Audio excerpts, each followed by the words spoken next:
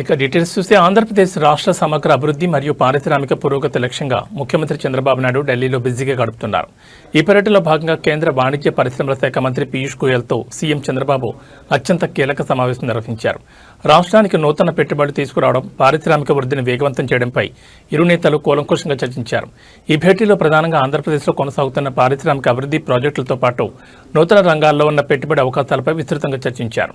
అంతేకాకుండా ఏపీలోని ఆక్వా, మత్స్య పరిశ్రమ రైతుల సంక్షేమం, ఎగుమతుల ప్రోత్సాహం మరియు వారి ఉత్పత్తులకు సరైన మద్దతు ధర లభించేలా కేంద్రం తీసుకోవాల్సిన చర్యలపై సీఎం చంద్రబాబు కేంద్ర మంత్రికి వినతిపత్రం అందజేసి చర్చలు జరిపారు.